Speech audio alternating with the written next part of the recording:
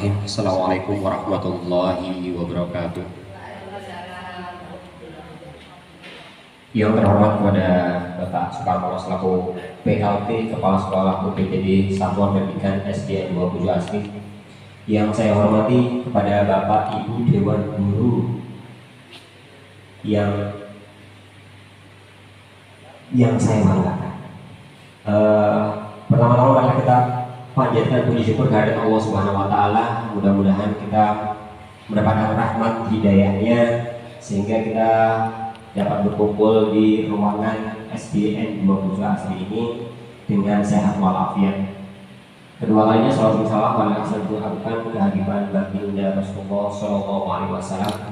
Mudah-mudahan kita menjadi umat khairul umat dan menjadi umat yang diselamatkan nanti di akhirat kelak. Amin ya rabbal alamin.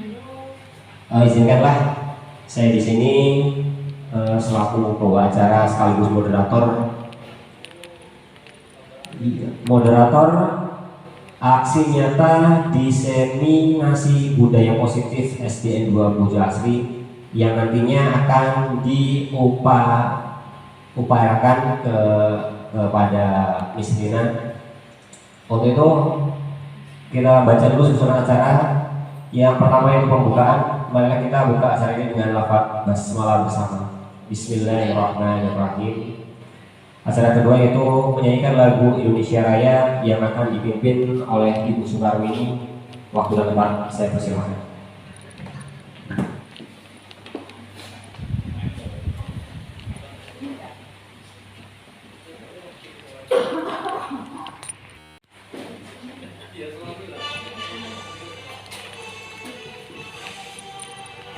Indonesia tanah airku, tanah tumpah darahku. Di sanalah aku berdiri, jadi pandu ibuku.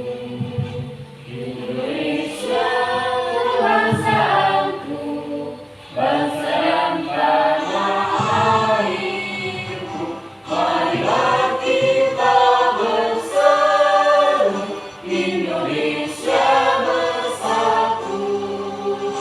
Hiduplah tanahku, hiduplah negeriku, bangsaku, rakyatku semuanya. Bangunlah jiwanya, bangunlah badannya untuk Indonesia Raya. Indonesia merdeka, merdeka, tanahku, negeriku yang ku cinta. Indonesia merdeka, merdeka, hiduplah Indonesia Raya. Indonesia merdeka, merdeka, tanahku, negeriku yang ku cinta. Indonesia merdeka, merdeka, hiduplah Indonesia Raya. Meningkat acara selanjutnya yaitu doa yang akan dipimpin oleh Pak Habib. Waktu dan tempat saya persilahkan.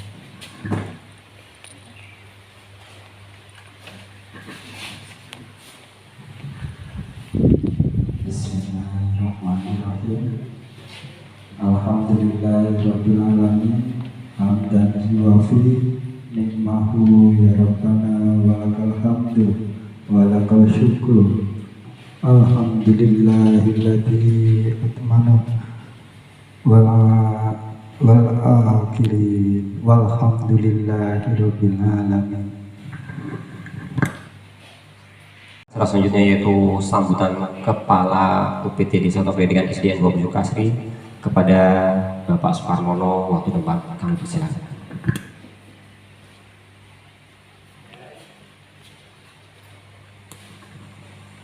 Bismillahirrahmanirrahim. Assalamualaikum warahmatullahi wabarakatuh.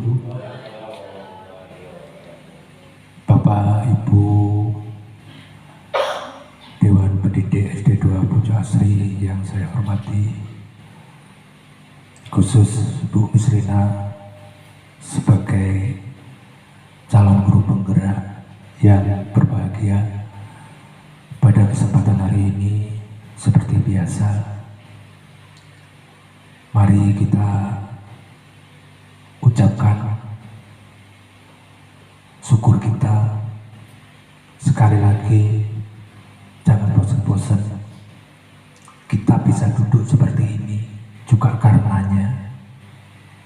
Untuk itu kita tingkatkan rasa syukur kita. Mudah-mudahan dengan rasa syukur kita ditambah nikmat oleh Allah Subhanahu wa Ta'ala. Amin ya Rabbal Alamin. Pada kesempatan siang ini, alhamdulillah Rabbil Alamin, kita punya kegiatan yang selama ini belum pernah kita laksanakan, belum pernah kita lakukan kegiatan yang seperti ini.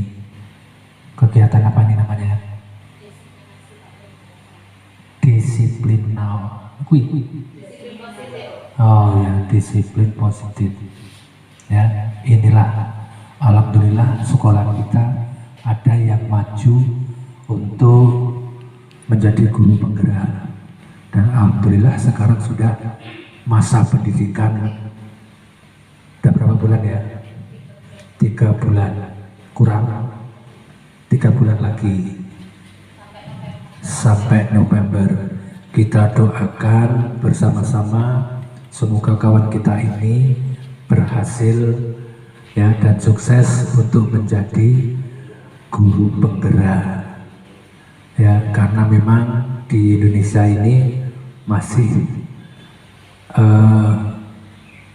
sangat populer untuk guru penggerak, dan tidak semua guru lulus menjadi guru penggerak karena di situ banyak tahapan-tahapan ya, yang harus dilalui. Nah, alhamdulillah kawan kita ini tahapan demi tahapan sudah dilakoni, dan ini berarti tahapan terakhir ya, tahapan terakhir. Nah, ini Miss Rina ini berarti perlu dukungan kita semua ya, dukungan kita semua. Semoga guru penggeraknya Miss Rina ini bisa lancar, karena acara seperti ini tanpa dukungan kita juga Miss Rinanya juga tidak bisa berjalan. Makanya saya sampaikan kepada kawan-kawan Pak Guru dan Bu Guru ini untuk jembar pikirnya ya, jembar pikirnya, mengikhlaskan pikiran, waktu dan tenaganya ya. Kembali kalau toh kita pikir ini juga masih jam dinas, wes nggak usah keburu sumpah nih, ini juga masih jam dinas. Enak kok Bu Evi, ini loh masih jam dinas. Nanti pulangnya kalau sudah jam pulang Pak Habib, terus bolak-balik kembali ke situ lagi, kembali ke acara Miss Rina ya. Nah, ini mungkin acara seperti ini masih berlanjut lagi, masih ada lagi Miss ya. Mungkin ada pertemuan-pertemuan untuk pendampingnya, mungkin juga masih ada. Nah, ini kita dukung ya, kita dukung karena tidak semua guru bisa jadi guru penggerak. Anak saya juga alhamdulillah ini sudah lulus, tinggal pendidikan guru penggerak. Dan kabarnya ini Miss Lina yang cerita, ini guru penggerak sudah nggak ada ya, sudah nggak ada. Dan kalau toh ada mungkin biayanya sendiri ya. Memang kalau saya ngobrol dengan pendampingnya, guru penggerak itu adalah suatu tiket. Kalau untuk pendidikan sekarang adalah suatu tiket untuk mencapai prestasi ya. Misalkan untuk kepala sekolah ini kalau sudah guru penggerak ya istimewa. Terus misalkan masuk ke apa itu yang sertifikasi PBG, ini juga ada poin tersendiri dari guru penggerak. Nah, mudah-mudahan guru penggerak ini juga masuk poin untuk diangkat P3K. Mudah-mudahan ada tiket tersendiri. Ya, Miss, saya doakan ada tiket tersendiri. Nah, dengan adanya guru penggerak, ini sekali lagi kepada kawan-kawan, ya, ini untuk didukung hariannya, jangan malah di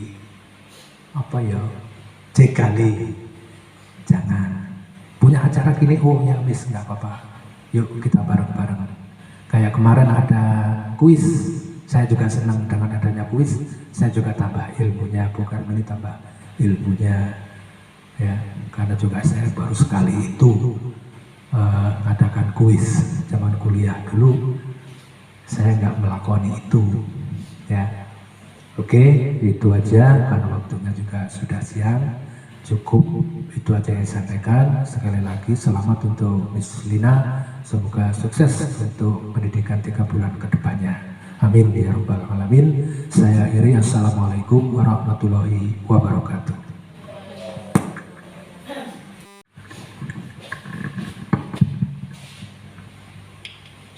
Meningkat acara selanjutnya yaitu acara inti yang akan dipaparkan oleh Miss Lina.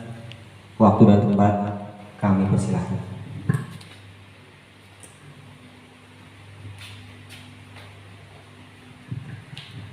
Ya, assalamualaikum warahmatullahi wabarakatuh. Saya ucapkan banyak terima kasih kepada Bapak Kepala Sekolah, Bapak Ibu Guru SDN Negeri 2 Puja Asri yang telah meluangkan waktunya, yang telah melonggar-longgarkan, menyempat-nyempatkan menghadiri acara ini demi terlaksananya kegiatan saya dan demi kemajuan sekolah kita. Di sini saya berdiri di sini tidak bermaksud untuk menggurui. Saya izin Bapak Ibu guru, saya hanya mengimbaskan, membagikan pengalaman. Next, Pak. Memberikan pengalaman apa pembelajaran yang telah saya dapatkan, saya tularkan kepada Bapak Ibu guru, yaitu dengan menyebarkan pemahaman dengan pengalaman penerapan budaya positif. Nyampe di sini kok kayaknya canggung banget ya, kaku banget ya. Berdiri dulu Bu, berdiri dulu. Coba berdiri dulu Bapak Ibu guru. Oke, kita ice breaking dulu agar suasananya mencair. Ini kata kuncinya kayak gini Bu. Kuncinya ikuti kata-kata saya. Oke, bebek, kita bermain game ice breaking bebek ayam.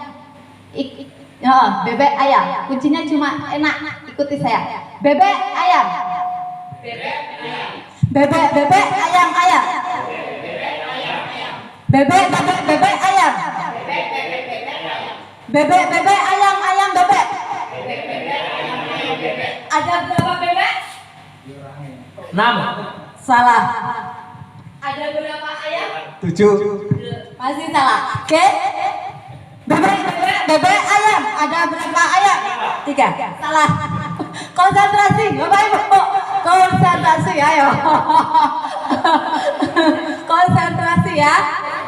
Coba tepuk konsentrasi dulu.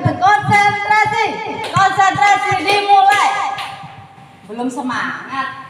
Konsentrasi dimulai. Ayam, bebek ayam. Ayam. 3. Salah. 6. Salah. 4. Salah. 5. Salah. 3. Salah. 2. Ayo. Kuncinya ikuti perintah, ikuti kata-kata saya. Oke. Ayam, bebek. Berapa ayam? 1. Salah. Berapa ayam? Bebek, ayam, bebek. Bebek, berapa ayam? Kuncinya ikuti kata-kata saya. Saya ikuti. Bisa Pak? Oke. Bebek ayam, bebek berapa ayam? 1. Salah. Berapa ayam? Salah. Kuncinya ikuti kata-kata saya. Saya oke. Bebek, bebek, ayam, bebek, berapa bebek? Berapa bebek? Nah, kuncinya ikuti kata-kata saya. Oke, tepuk tangan buat Bapak Ibu hebat. Oke, lanjut ke materi Bapak Ibu. Naik. Oke, saya ucapkan kembali selamat datang Bapak Ibu guru hebat SD Negeri 2 Puji Asri. Kita di sini belajar bersama, berkolaborasi, saling mendukung demi mewujudkan disiplin positif di sekolah. Sampai di sini apa yang Bapak Ibu pahami, apa yang Bapak Ibu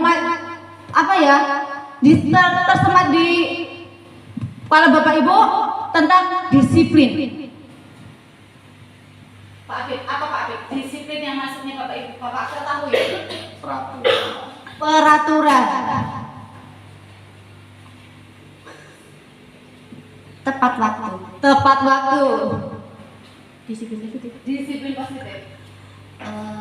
Tentang kedisiplinan siswa. Oke. Kedisiplinan siswa, peraturan. Pak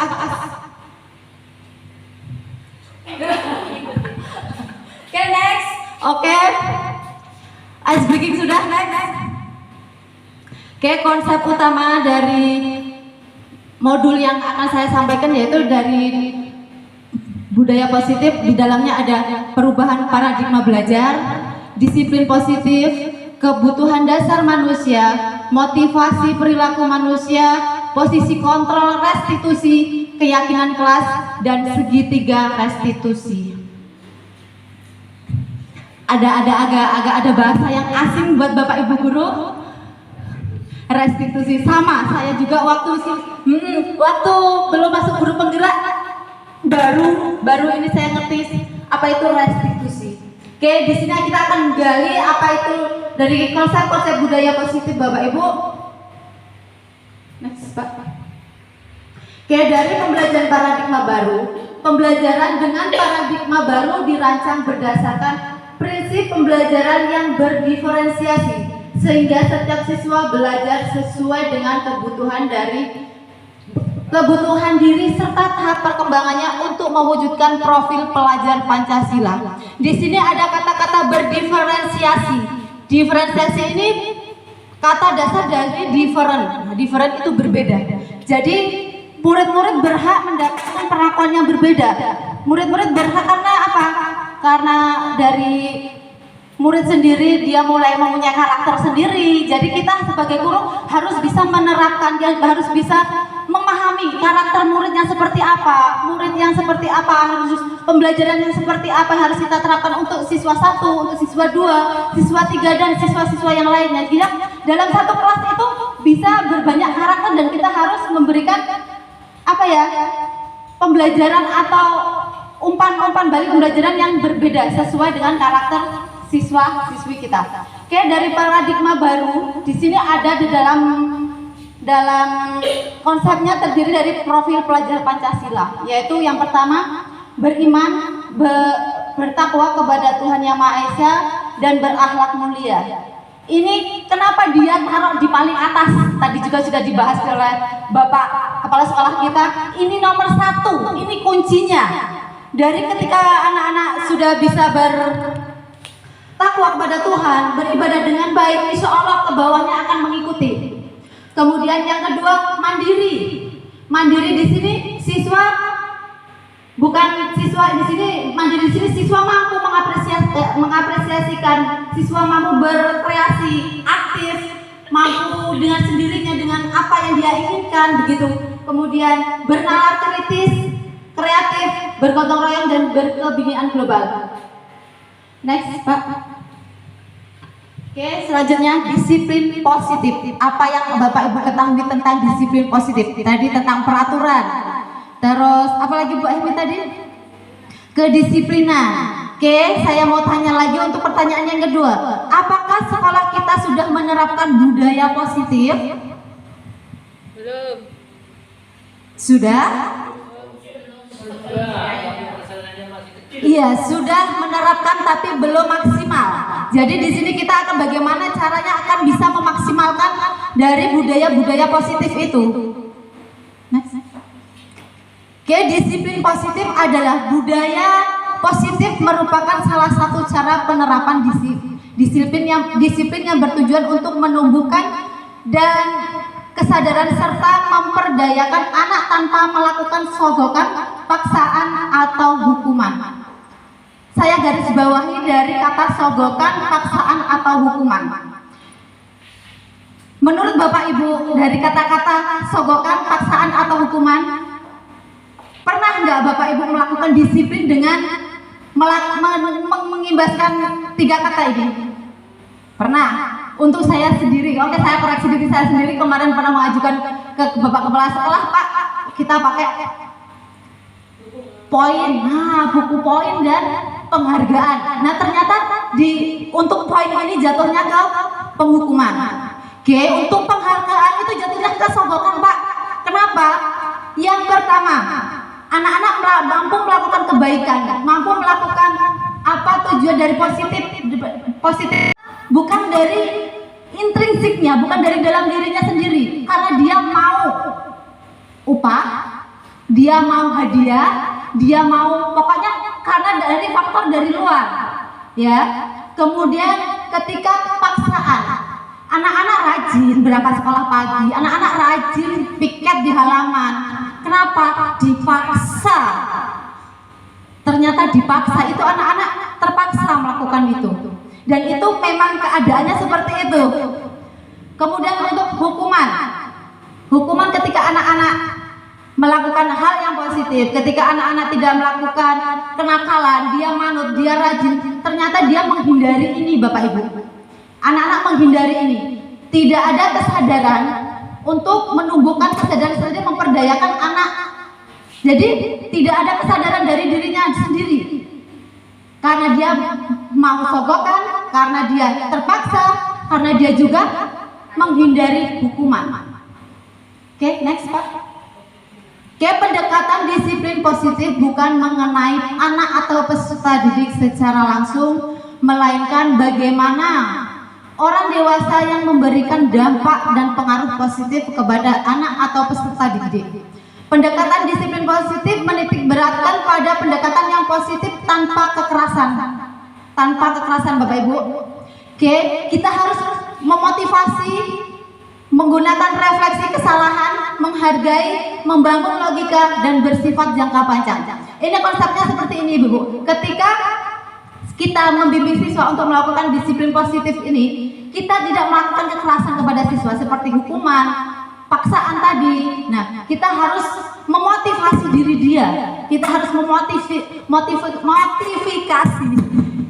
murid-murid kita bagaimana dia bisa bersifat positif. Menurut Bapak Ibu, motivasi apa yang bisa membangun kedisiplinan anak-anak? Kita bisa membangun loh motivasi untuk mereka. Contoh, kita ambil satu poin dalam cinta lingkungan tadi. Bagaimana kita bisa memotivasi mereka untuk mencintai lingkungan? Pak, selalu memberikan arahan dan tidak bosan-bosan. Oke. Memberi contoh lagi, Ibu.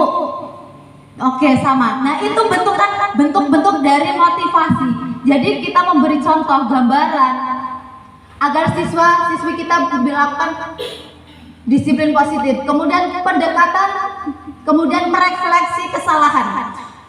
Ketika siswa melakukan kesalahan, kuncinya satu, refleksi kesalahan dia.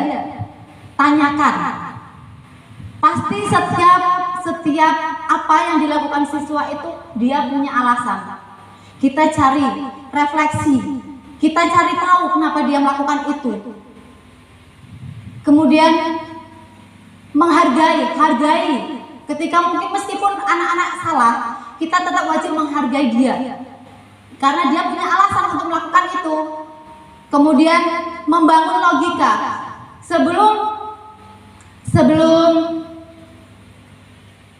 Sebelum siswa melakukan kesalahan, kita bisa membangun logika. Kenapa? Ada alasannya tadi kan, kesalahan mengapa? Kemudian hargai. Mungkin nggak semua orang Semua orang pernah melakukan kesalahan, itu pasti.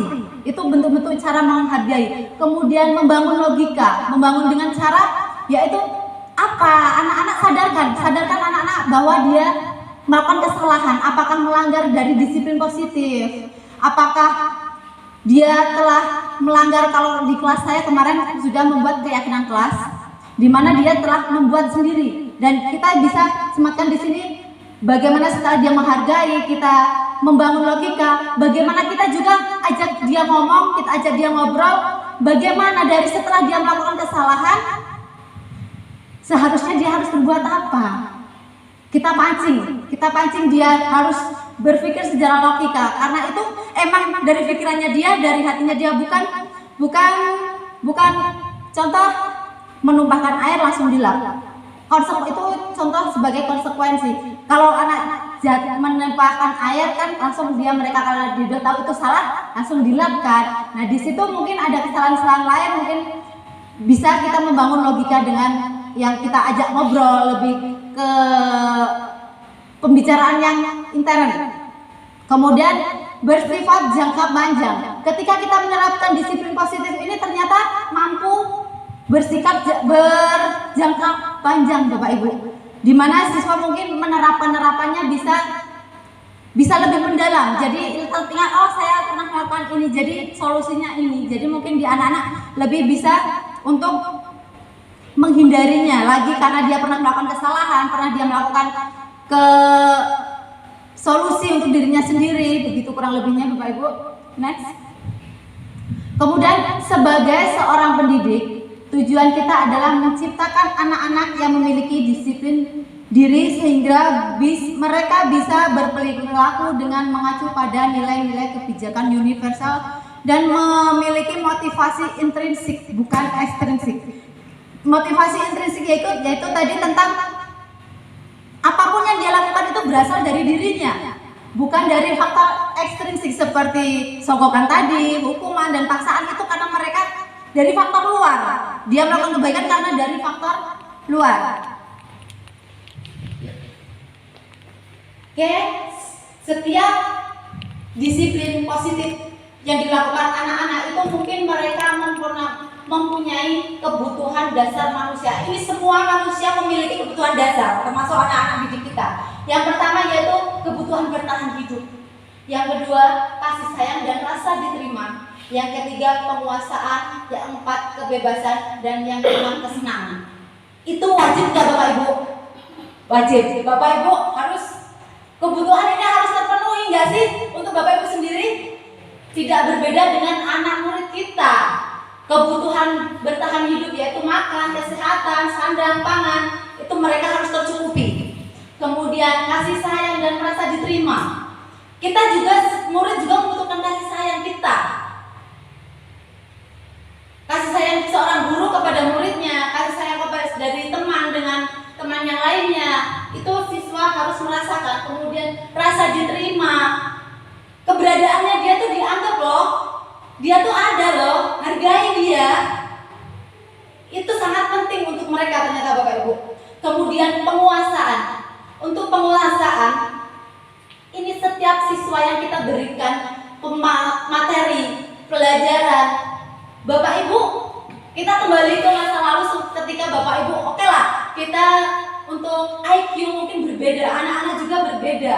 Jadi kita nggak bisa menyamakan anak harus semua pintar. Emang tujuan kita ke sana, maunya kita seperti itu, tapi tidak bisa seperti itu Bapak Ibu. Meskipun anak-anak yang susah materinya, mungkin dia agak lambat di bidang ini, di bidang itu, tapi ternyata mereka ini pengen loh bisa, mereka itu pengen loh mampu, mereka tuh pengen pinter, sebenarnya begitu. Jadi kita sebagai seorang guru motivasi, angkat dia, jangan kalah kalau nggak iso-iso piye. Jangan pernah seperti itu. Hargai mereka, bantu dia, bagaimana, pokoknya cari tahu bagaimana kita bisa mendukung agar dia bisa mengangkat materi tersebut. Oke, selanjutnya kebebasan. Siswa, kita butuh bebas, untuk diri kita sendiri butuh bebas, tidak jauh berbeda dengan murid kita.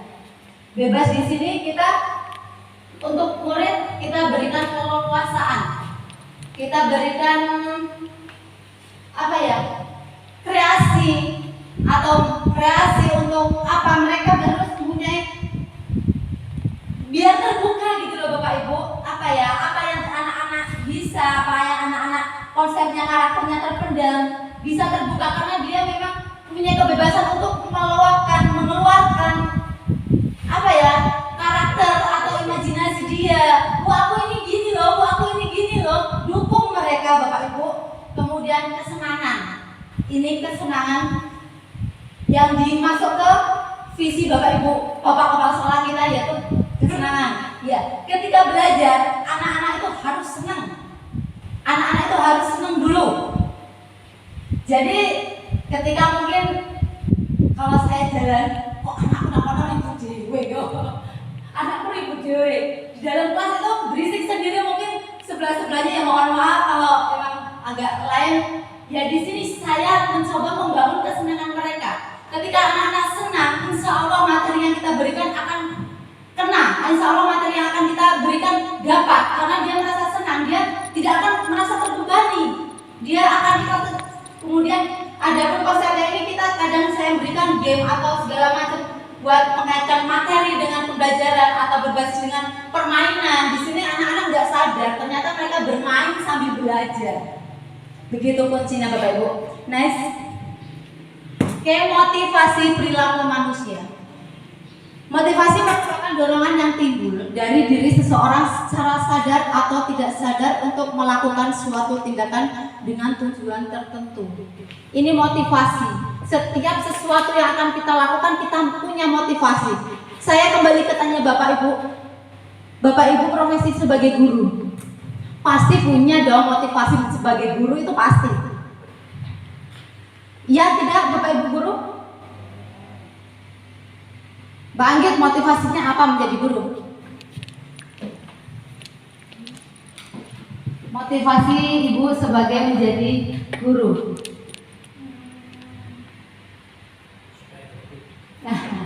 Itu satu pasti Pak.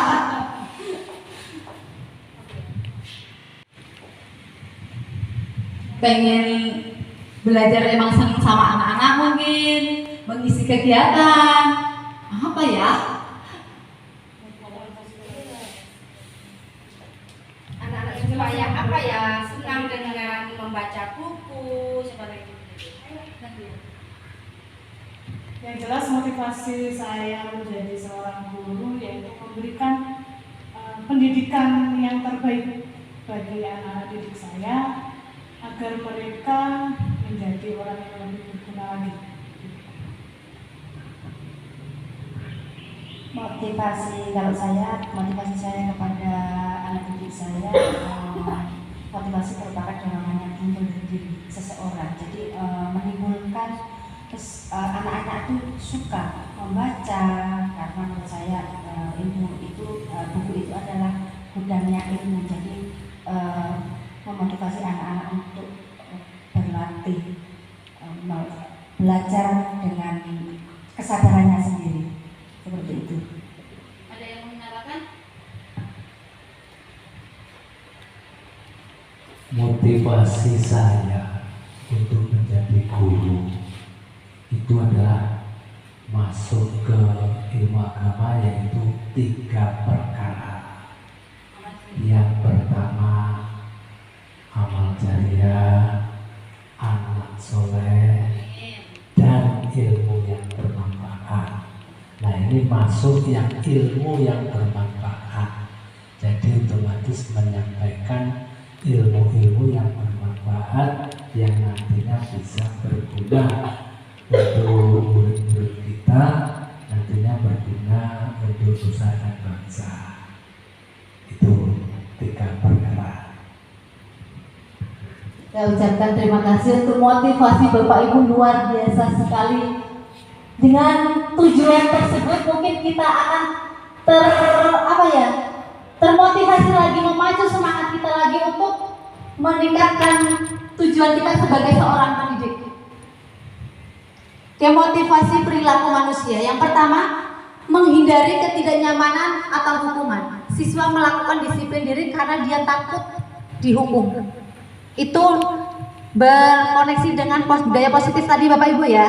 Dia melakukan budaya positif, dia melakukan kebaikan, taat peraturan, taat perintah Bapak Ibu guru, itu ternyata dia hanya menghindari ketidaknyamanan atau hukuman yang dimana mereka takut akan dihukum. Itu merupakan faktor eksternal, faktor dari luar.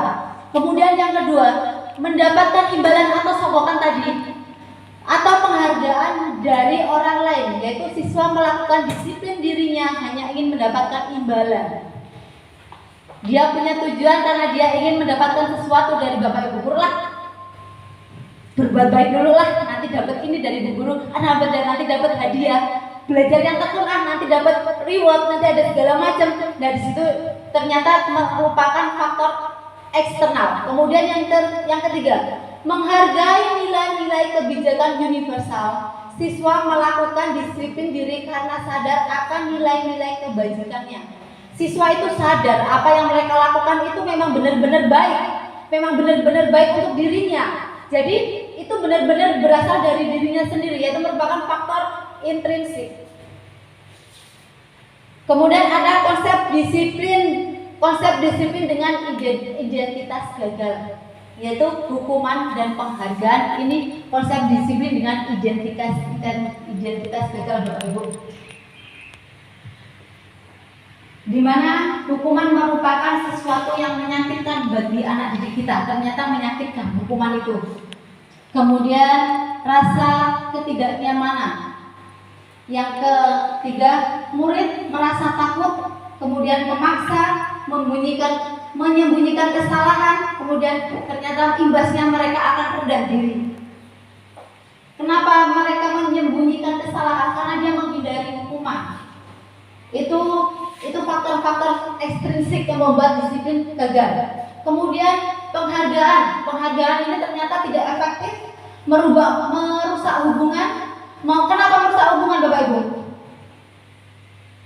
Sistem sogokan atau penghargaan ini merusak hubungan ternyata. Kenapa? Karena ketika ada siswa yang baik, ada siswa yang pintar, ya cuma itu aja yang dapat penghargaan, ya cuma itu aja yang dapat hadiah, reward, dan akhirnya teman-teman yang ingin mendapatkan juga tidak kebagian dan akhirnya menimbulkan iri hati dan ternyata merusak hubungan. Yang selanjutnya, mematikan kreativitas.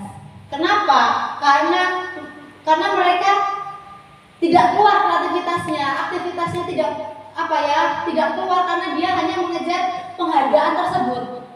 Apa yang diterapkan Bapak Ibu guru? Begini, ada penghargaan untuk ini, melakukan ini. Ternyata anak-anak hanya mengejar ini dan dia lupa akan inovasi, kreativitasnya mereka yang bisa digali oleh kita. Ternyata mereka lupa tentang itu. Kemudian menghukum dengan sistem ranking. Sekarang sudah tidak boleh diterapkan lagi, ada sistem ranking. Kemudian merampok hak menghargai dirinya. Jadi siswa tidak akan mendapatkan hak untuk menghargai dirinya sendiri ketika kita memberikan penghargaan kepada siswa tersebut.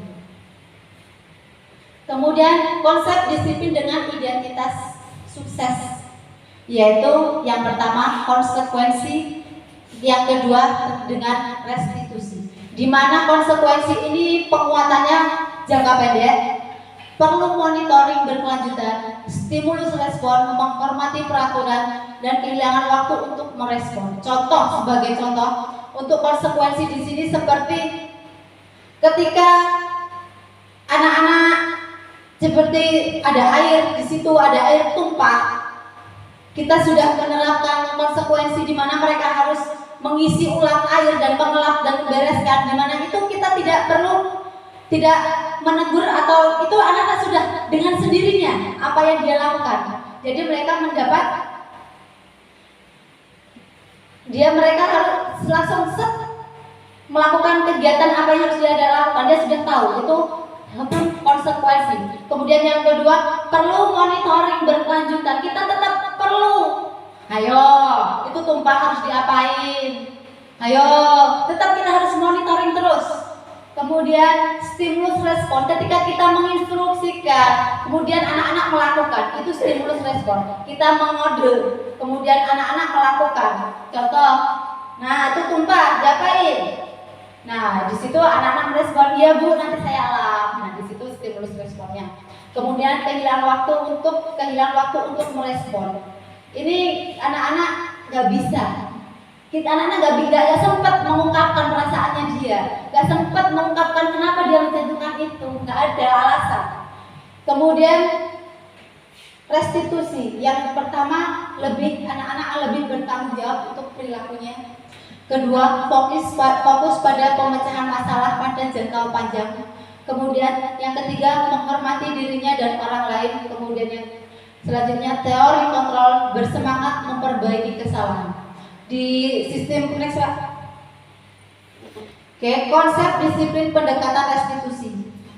Sebuah cara menanamkan disiplin positif, yaitu yang pertama, proses menciptakan kondisi bagi murid untuk memperbaiki kesalahan sehingga bisa kembali pada kelompok dengan karakter yang lebih kuat.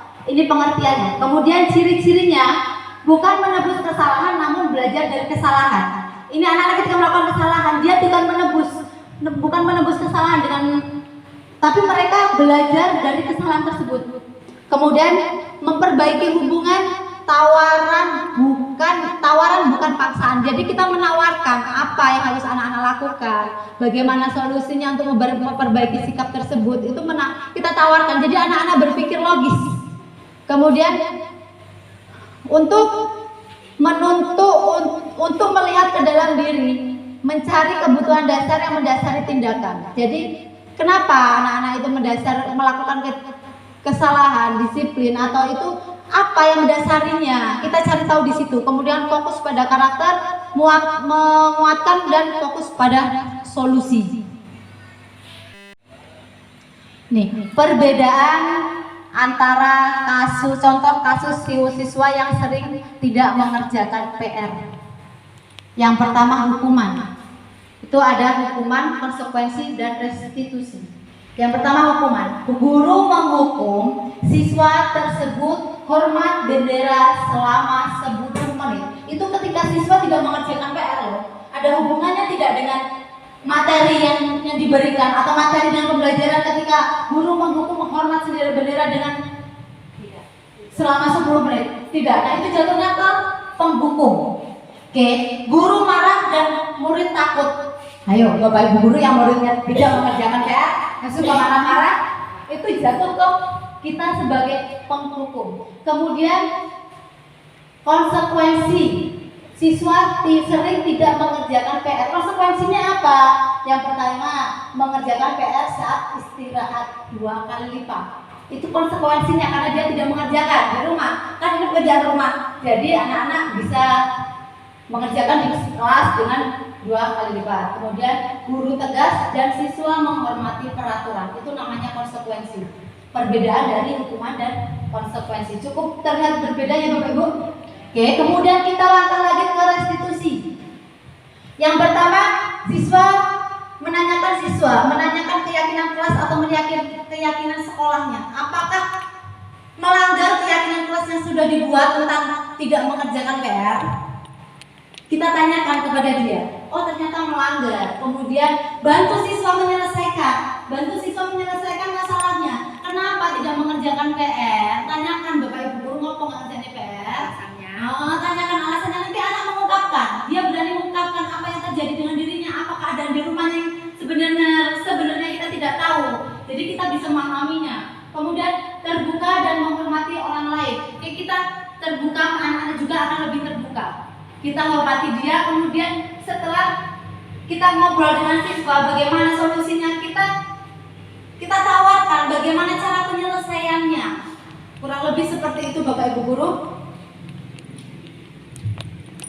Oke, kita masuk ke kuisis untuk pendalaman materi tentang perbedaan hukuman, konsekuensi, dan restitusi. Bisa diaktifkan itu Bu, HP. Saya kirim ke grup.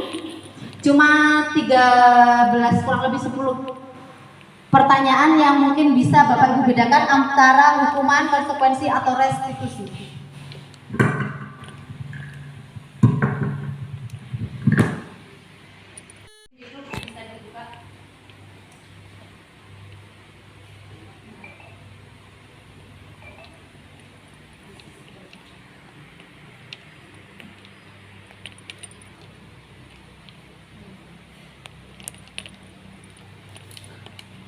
Bisa diakses Bapak Ibu? Bisa. Bisa.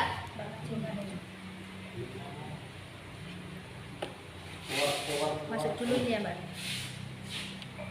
Masuk. Masuk keluar. Belum bisa Pak. Oh, ini. Masuk terus. Ya Bu. Masuk. Oke ya nanti saya kirim. Nanti Pak saya bisa, sudah bisa.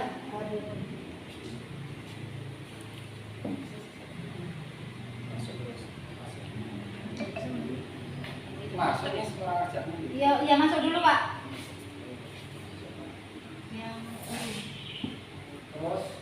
Sabar Pak. Nggak mikir berat. Tapi cukup berhati-hati Bapak. Kita siap, kita mulai Bapak Ibu. Sudah siap belum? Oke, kita start ya.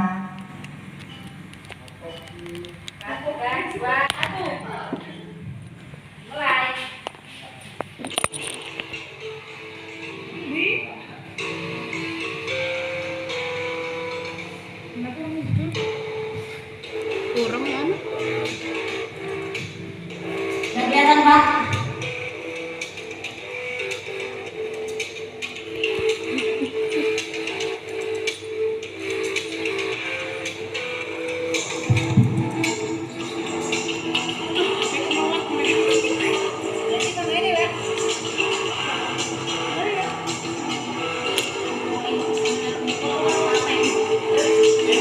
Setelah itu, itu senjata. Boleh itu temennya boleh. Nanti di situ diarahkan ke temennya.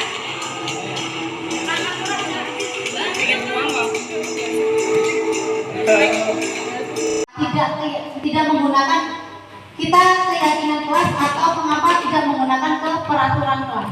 Perbedaannya itu yaitu mengapa kita memiliki peraturan tentang penggunaan helm pada saat mengendarai kendaraan roda 2. Itu mengapa? Bapak Ibu, kita kalau memakai helm saat berkendara itu kenapa alasannya? Agar terhindar dari cedera saat kecelakaan. Oke, demi keselamatan. Itu berasal dari intrinsik atau ekstrinsik? Ya ini ya X. Kalau untuk keselamatan itu masuk ke intrinsik. Kalau ekstrinsiknya apa? Menghindari hukuman dari polisi. Oke, itu ekstrinsiknya. Kemudian yang kedua, mengapa kita memiliki peraturan tentang penggunaan masker dan mencuci tangan pada saat COVID-19? Nah itu karena yang pertama dari faktor intrinsiknya demi kesehatan. Kemudian untuk ekstrinsiknya mentaati peraturan karena kemudian kegiatan membuat ini contoh kegiatan membuat keyakinan kelas di kelas 2 bersama anak-anak kelas 2, yaitu yang pertama memberikan gambaran kelas yang diinginkan. Kita sebagai guru dapat memberikan gambaran, kemudian di situ anak-anak menuliskan dan menempel apa yang anak-anak inginkan di dalam kelas, apa yang anak-anak ingin sesuaikan sesuai dengan pernyataan, sesuai dengan kemauannya anak-anak. Kemudian merumuskan peraturan kelas menjadi keyakinan. Kita terapkan keyakinan kelas itu di kelas. Sebagai contoh ada di jendela sebelah kanan itu keyakinan kelas yang kami buat di kelas 2. Demikianlah presentasi dari saya akhiri. Wassalamualaikum warahmatullahi wabarakatuh. Semoga apa yang saya berikan dapat bermanfaat dan mungkin bisa diterapkan dalam pembelajaran sehari-hari dan mungkin bisa meningkatkan aktivitas dan kreativitas Bapak Ibu guru dalam menjalankan pendidikan dan pembelajaran di sekolah kita dan demi kemajuan sekolah kita. Saya ucapkan terima kasih atas kelonggaran waktunya, menyempatkan waktunya. saya akhiri, saya ucapkan banyak-banyak terima kasih. Saya akhiri. Wassalamualaikum warahmatullahi wabarakatuh. Waalaikumsalam warahmatullahi wabarakatuh. Ada sesi foto tidak? Kok bisa ya? Gitu. Halo. Oke, see you. Terima kasih semuanya. Atas waktunya. Iya, oh itu ya. Waduh, kelas tuh ya Ini berarti. mau mengumpulkan nomor saya untuk sampai nggak tegel-tegel loh. Kelas saya kayak gini loh. Mau kantor kelas 6 kok, soko kelas 6. Kelas 6 loh anak kali diikat di barang. Buku ini. Aku juga kayak gini. Terus yang nganggur terus anak kayak ya mau dibakar apa dibungkus didol. Iki donan kelas kok ya nek terus ora kanggo suwi. Iya, Pak. Aku jane dulu video kelas-kelas sekolah lain lho. Kalau ditayang.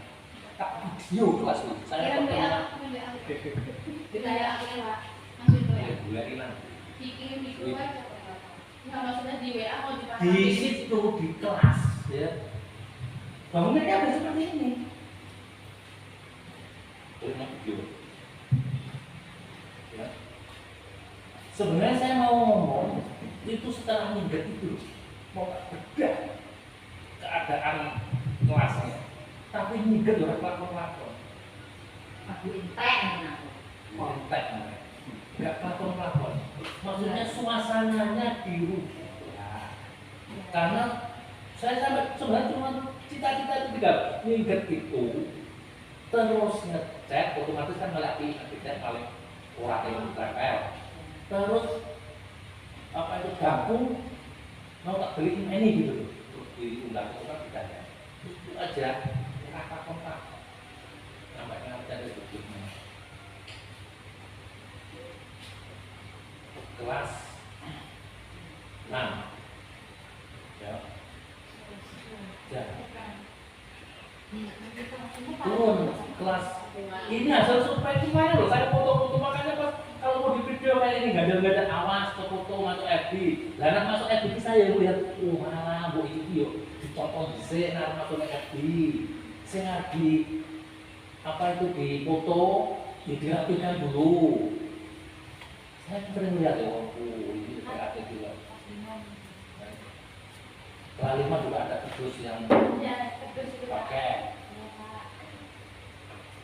terus ini yang ke bawah belum ya kelas 4 lumayan kelas 4 jadi kalau saya nilai dari kelas 1 sampai kelas 4 makanya sering saya pertemuan yuk di kelas 4 Hanya para saya agak nyaman ya agak nyaman tapi Yusuf kurang kayak kurang dipandang lamanya wes pokoknya program menyinggat itu tinggalkanlah dulu karena nggak sampai nggak rapi-rapi saya nunggu singgah makanya setelah jadi romis aku lanjut nunggu Pak, lanjut. Kita sampai ini nih iya. ya nggak sampai saya mau merapikan setelah minggat tapi minggatnya nggak sampai udah kita tinggalkan bapak ibu tak ajak kerja rodi lagi